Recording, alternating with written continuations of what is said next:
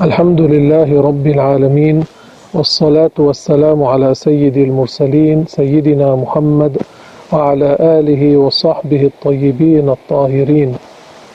معلوم رحمكم الله تعالى ولله تعالى أن الوضوء لا بد منه لصحة الصلاة ولصحة الطواف كذلك. والوضوء فيه أشياء كثير من الناس لا يعرفونها من السنن الواردة عن الرسول صلى الله عليه وسلم. سأتوضأ الآن محاولا بإذن الله تبارك وتعالى أن يكون هذا الوضوء موافقا للسنة. ومن السنة تقليل الماء في الوضوء، يعني ألا يكثر الشخص من الماء. إذا أسرف في الماء صرف ماء كثيرا كنصف تنكة مثلا فهذا مكروه. كذلك يكره في أثناء الوضوء أن يتكلم الشخص بكلام الناس الذي لا خير فيه. أما بالذكر له ثواب.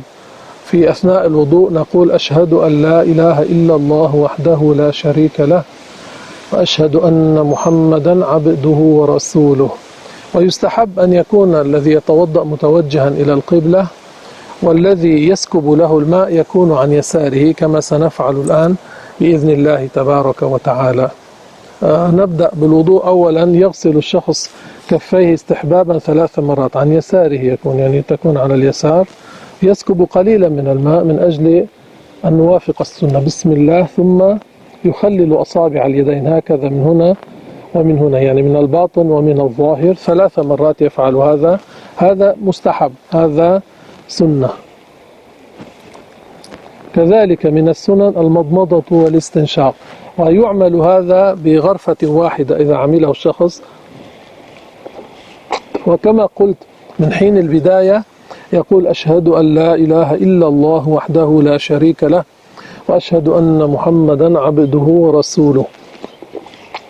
يعني حين يتمضمض يدير الماء في فمه، إن لم يكن صائما يبالغ بذلك ويستنشق هكذا ثم يستنثر، هكذا يفعل 3 مرات. إن زاد عن 3 مكروه.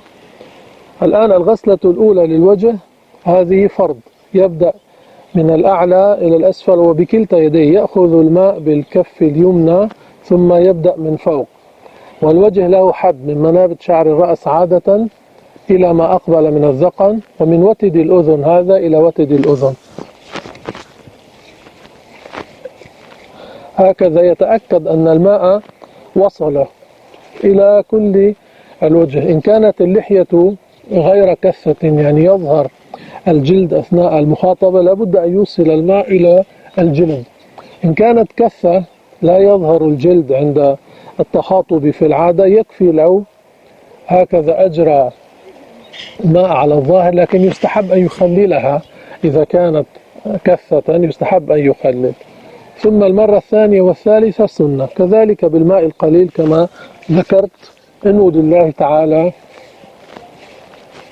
أشهد أن لا إله إلا الله وحده لا شريك له، أشهد أن محمدا عبده ورسوله. ثم يأخذ هكذا لليد يمره.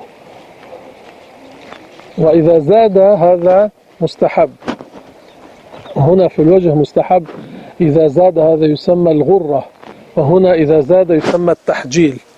لا يغسل الكتف، هذا العضد يغسله ويخلل هكذا، ويعمل الدلك 3 مرات، كلما ذهب ورجع هكذا مرة، لا يزد على 3. ثم المرة الثانية سنة.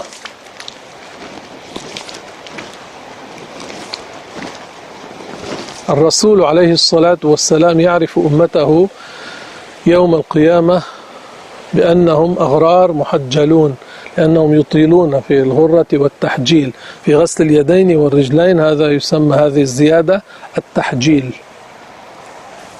هكذا بماء قليل يكفي. انظروا كيف يكفي مع السنة، مع فعل السنة.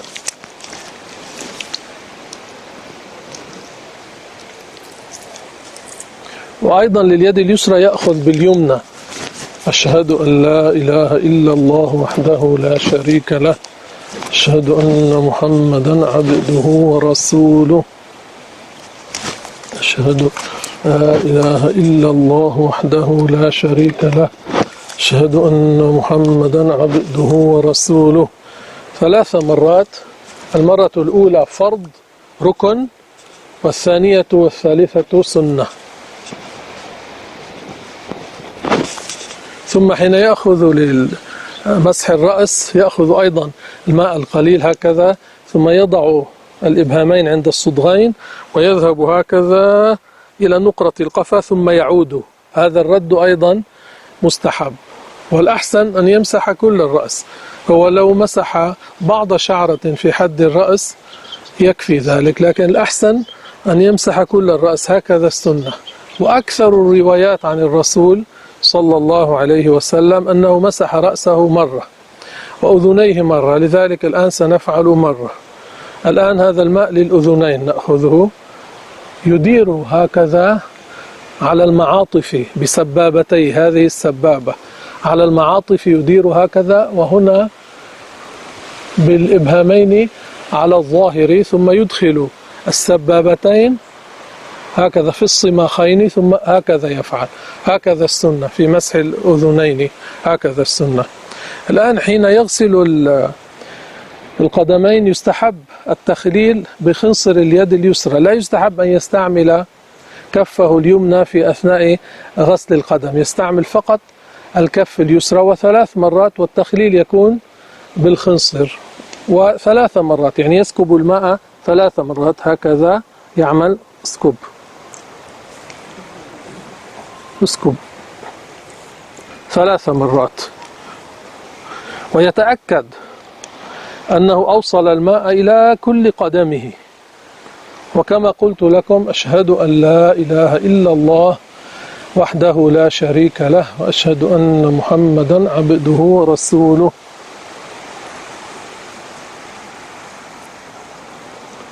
ويسكب 3 مرات ويمسحها 3 مرات. اسكب بعد مرة، هذا يسمى الدلك.